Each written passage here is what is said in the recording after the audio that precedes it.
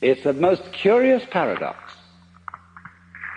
that those philosophers of the 19th century who denied the supernatural origin of man and who insisted that man is simply a part of nature, one of the members of nature, nevertheless set up a state of alienation between man and nature without precedent.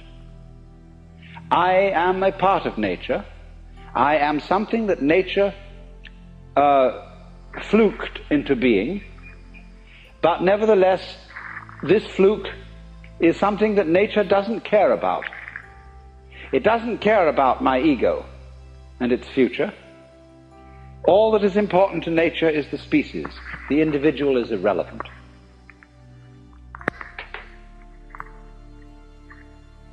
At the same time, this philosophy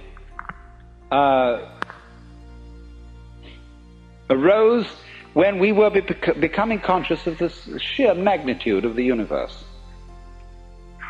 And it took the first impression of this vastness as a pretext for making little of human beings and saying, what do you matter in this huge cosmos? You're just a little fluke. You're just a little nothing at all. This thing goes way on beyond all imagination. And therefore man is just so much fungus on a rock, and a very tiny rock at that.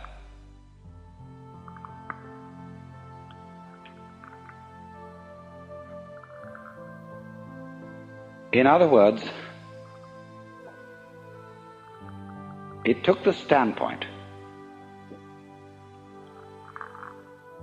let's set up a scale between two limits. And this is the traditional Western opposition. On the one end of the scale to the left here, you have matter, the inert, the clay put into shape by the potter. On the other end of the scale you have spirit, which is intelligence. And these are what the mathematicians call limits. And a limit is something you approach, but you never actually get there. Now, what the 19th century mythology did was to think of all things towards the limit called matter. It said, in effect, there is this dead material stuff. It is energetic, but the energy is unintelligent. It's a kind of roaring mechanical energy like fire or electricity or so on. It is not intelligent. And everything is really that. What we call human intelligence and consciousness are merely complicated forms of this primordial energy. And they are nothing but that. In the same way, we are evolved from lower orders of animals. And I can trace my ancestry to a protoplasmal globule, as Pupa says. And, that's what you really are. You're only a complicated protoplasmal globule. Now, do you see the intent behind this mythology? The intent is to deprecate. The intent is, as we say now, to put down the human being, because the human being felt that hitherto he had been put up too far in the wrong way. You are a child of God, and the Lord loves you very dearly, but, that's just insufferable, to be put up in that way. You have an immortal soul. Your life is endless, but it can very well turn out to be a life of endless agony when you fry in hell.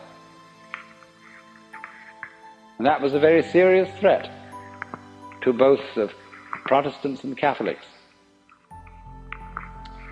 And so it's much better, much more comfortable to have a dead universe than a living universe so everlastingly threatening.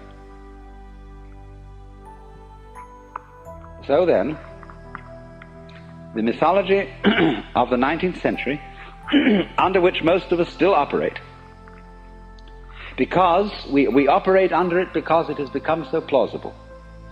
The science out of which this mythology arose has been so effective. It has produced such a marvelous splash of technological marvels that its point of view, or the point of view of those scientists who started the whole thing going, has become amazingly persuasive and convincing. After all, if I can reach into your brain with a very, very subtle instrument, and I can poke about inside and press there, and suddenly, on a certain point when I press it, a world of memory comes to life so vividly that you see it before your very eyes.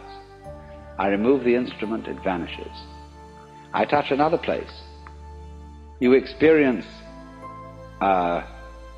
intense pleasure, absolutely unbelievable pleasure. I remove it, the sensation vanishes. Every time I touch inside, you get a sensation externally of intense reality. And I say, after all, I was only just pushing things in your brain. You see what a push-button thing you are? That's it. I can just poke around and you can see anything. But all that's happening is I'm putting a little electrode or something on certain parts of your brain. That's all you are, poor fish. You're just that kind of a sensitive sponge inside your head bone. Well, that gets very persuasive, you see. And people are therefore in a position, they are prejudiced to favor a mythology that will make out that you are, after all, nothing but something or other. Nothing but a kind of complicated neurological jello. And that point of view, as I said, has become enormously convincing. It's plausible today, whereas the old point of view of God the Father and all the angels isn't plausible. It seems kind of weird in relation to what we know about the state of the universe. Now, what we have to see is that both of these points of view are equally mythological. And there's no more reason to take one than the other. And that what these points of view reflect are nothing other than certain attitudes to living. Now you see, if you want to live in a way that always is saying, I think that life is disgusting. Supposing you want to deny being, then you can always describe it in ways that are offensive. You can always say playing the violin is just scraping cat's entrails with horsehair. That puts it down, and you say, and you say people who play golf, they're a bunch of idiots who go out on take a walk and they hit a stupid little ball with sticks. Or that people who like music are just a bunch of idiots who sit around and go out of their minds listening to a lot of complicated noises. See, there's always a way of talking about something to make it sound terrible. Equally, there's a way of talking about something to make it sound great. Now, what do you want to do? Do you want to live your life in such a way that you're always saying to it, do you want to, is that a good way to conduct things? Or do you want to live your life in such a way that you say, come on, let's go, you see, let's swing this thing. On the one hand, you see, you're always in tension against it. Do you remember I pointed out to you in this morning that the person who's anxious, constantly anxious, is the person who is resisting the flip-flopability of things. Life is vibrating. It's going blip, blip, blip, blip, blip all the time. And the anxious person says, God's sake, don't do that. Because, you might do it too much. I don't want to blip like this. It makes me feel nervous. Stop it. And so, as he puts his weight on this blip, blip, he goes like this, you see, it gets trembling. So instead of saying, come on, let's blip, see, let's go, and do this thing, So in exactly the same way, the person who wants to say, well, you're nothing but some kind of chemicals, and they're just a lot of, you're a bag of pus and blood, basically, with a few bones inside. And that person is doing the same thing, you see, as the person who's putting pressure on the flip-flop ability of things, and so he gets anxious. And the person who does this, he wants to say, he's always, look, think about your friends and the people who are philosophical and enthusiastic materialists. They're always going to pose themselves as a certain kind of hero. After all, you're just a dreamer, but I face facts. See? I'm a hard-headed realist. And I'm as a matter of fact, I'm an intellectual porcupine. I have my prickles out all over the place, because I'm the kind of person who, in the academic world at any rate, is full of rigor.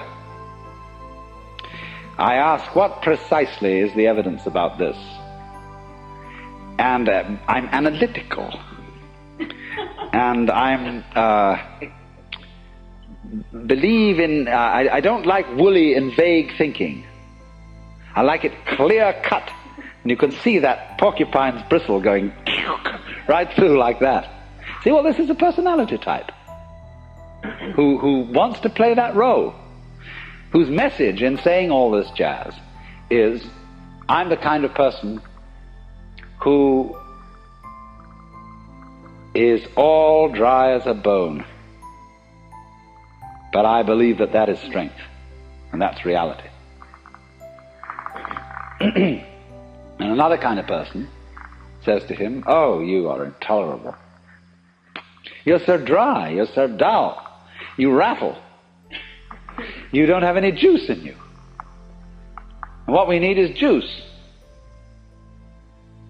And we need flow. We need lilt and rhythm and gaiety, you see. So that's an opposed mythology. And that's another character part you're going to play. But so we've got to consider, these are games, you see, as I tried to show you earlier. The kind of roles we play are the kind of games we play. So, but the question is, which is the optimal game? Certainly we can't do without some prickly people, because life is prickles and goo. And it's basically gooey prickles and prickly goo, but the gooey people are always trying to make out that it's only goo, and the prickly people are always trying to make out it's only prickles. Now we do need both, see? But the question is fundamentally, which game works better? The game that resists the vibration, the flip-flop, or the game that goes with it? Obviously the game that goes with it, that cooperates with the general scene, will be a longer game and a more amusing game than one that totally resists it.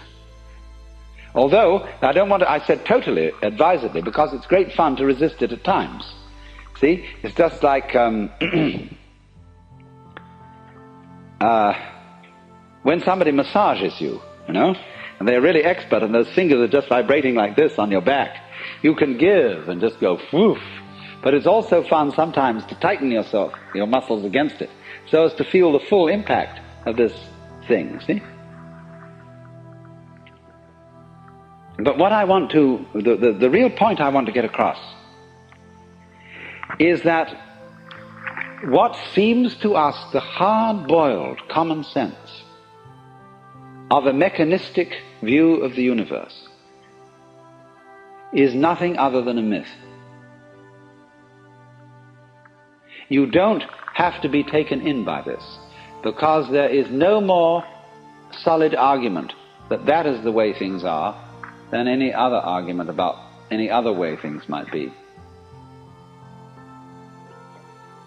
Now, it goes like this, you see. Again, think of the idea of limits. We'll take different limits this time. We'll take one limit on the right hand here as consciousness. Extreme, lively sensitivity. And on the other hand, we'll take the opposite limit, which is geological. The stone, the blind energy, the electrical force without any consciousness whatsoever. These are observable things. We see the living human being on one extreme, and we see the stone or the fire on the other. Now, our 19th century mythologist wants to describe this limit in terms of this one. He wants to say that consciousness is nothing but a very complicated form of minerals. Why can't you go the other way and just as easily say minerals are a very simple form of consciousness? That works, doesn't it? I mean, after all, here's this mineral.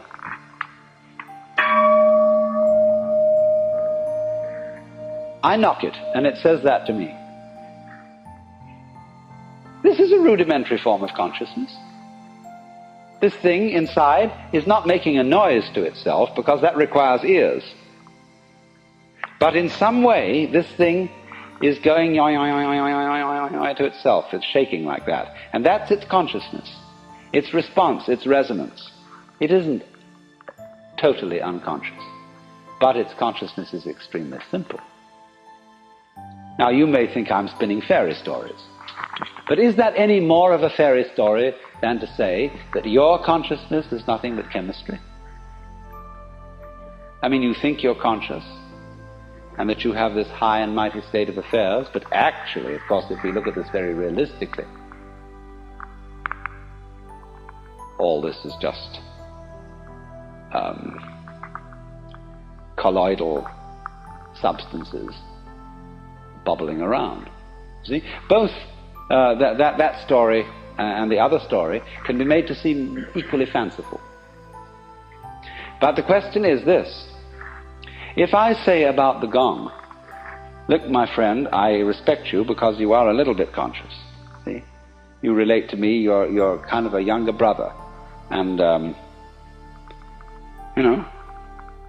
then there's something endearing and warm about this attitude to things. Whereas if I say, psst, you're just a piece of metal, and as a matter of fact, I'm just a piece of metal too. That's a kind of insult. Now, the people who believe that are really suicidal maniacs. They want to put themselves down. They are against their own life, and they take a great pride in being that way, and they call it being realistic. And I'm only saying it's a better gamble to take it the other way and say the best thing you can say about it, that this is a living being, but not so much of a living being as a snail or something that actually wanders along and wiggles.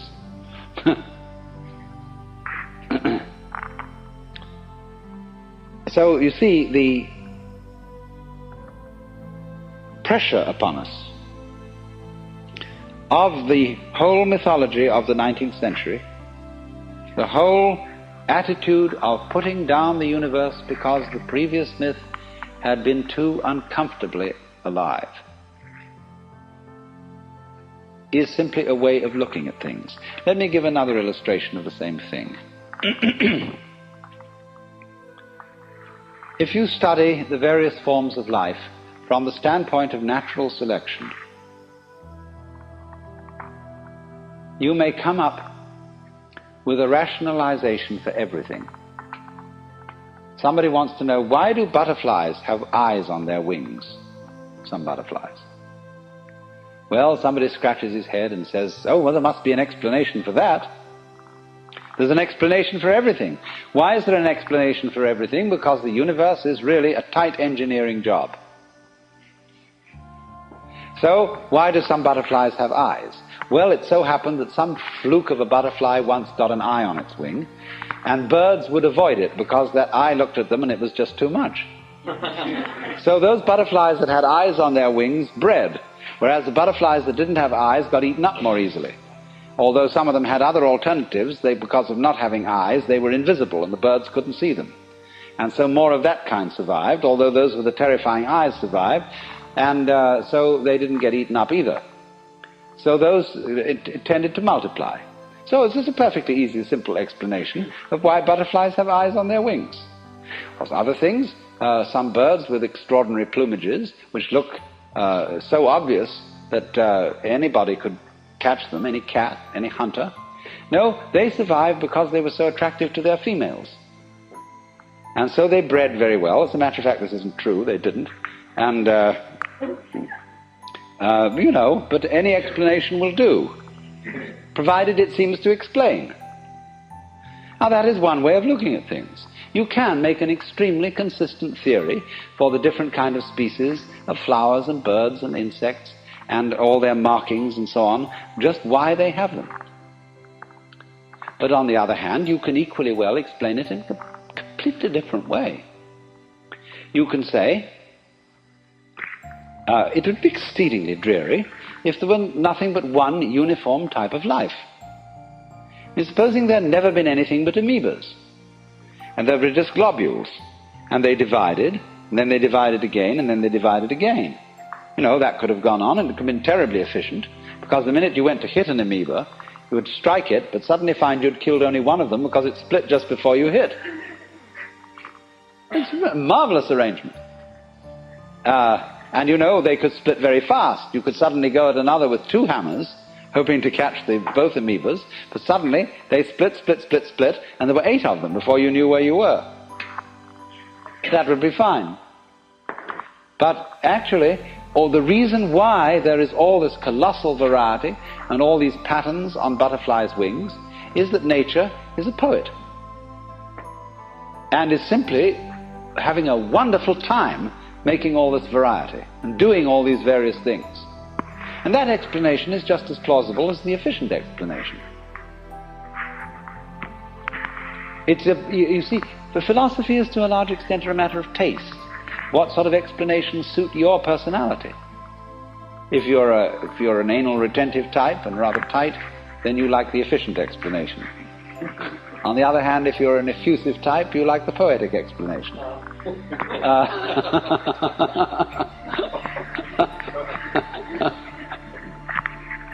But there are, though, beyond that, certain considerations of which of these explanations affords better games. And the economic anal retentive explanation can give good games up to a point, because there's all the thrill of working out the chains of interconnection, all the reasoning whereby finally you go through all sorts of rational conniptions and explain why the butterfly has a big eye on its wing. Fine. But where do you end up? You end up in a mechanical straitjacket. You've got to be careful along the other line of approach that you just don't end up in a morass.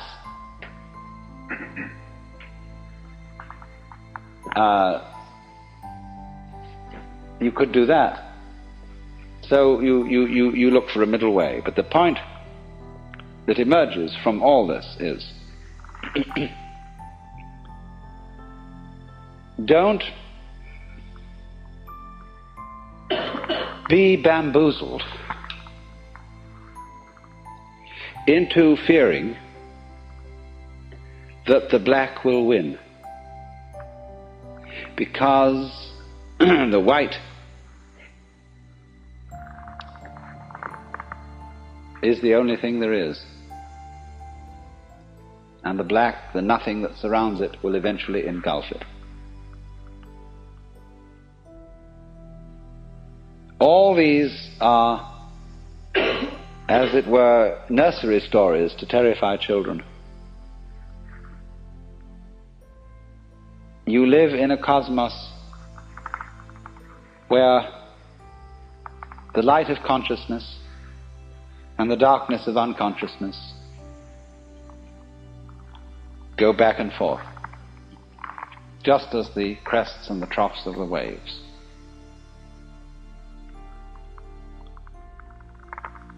And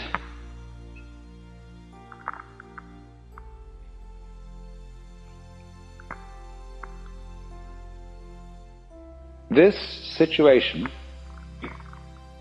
of yang and yin, positive and negative, is exceedingly productive. It's like a male and a female who become the parents of all sorts of children. And out of yang and yin, black and white, come all these adventures through the original stratagem of pretending that the one is and the other isn't, that yang is and that yin isn't.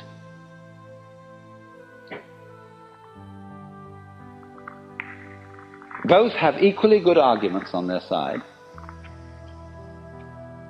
and one now wins and the other now wins. Back and forth, back and forth, back and forth. But don't be deceived. The two are always together.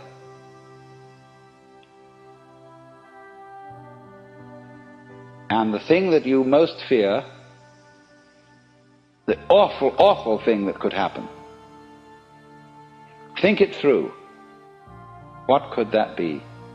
What could the very end be? What is it that you dread?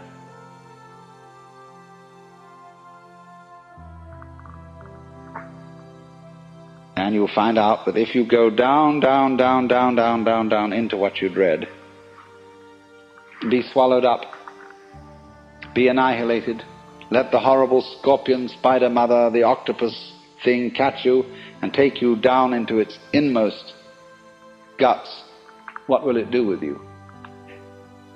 Why, it'll transform you into itself. And then when you are it, as I said, every creature feels like it's a human being.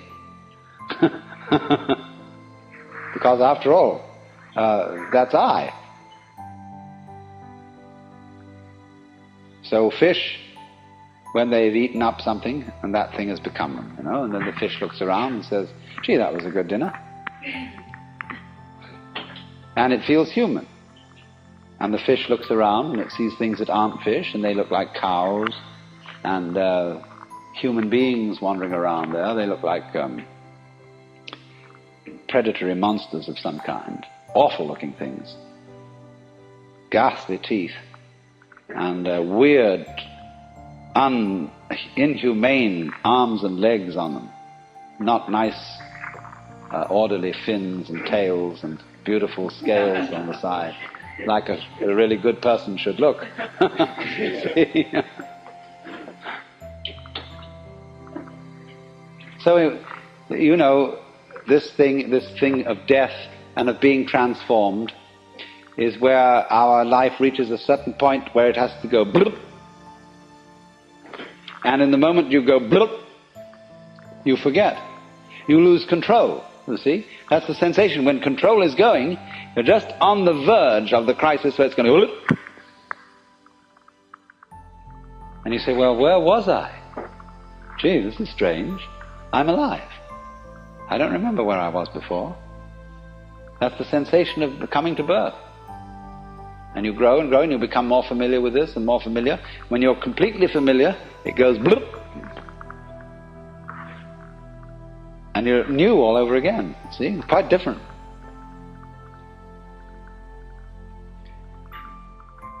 We can never believe, you see, when it gets to the point where we know it's about to go bloop, we never believe that it will go into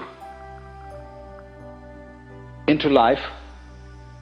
We always think it's going to go into something dreadful.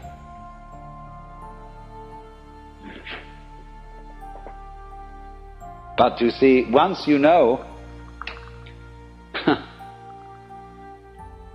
it's going to keep flipping. And the only thing is to go with that flip. See, get ready to go. Are you ready? Boop. Then you can laugh. Because you know there's no way out.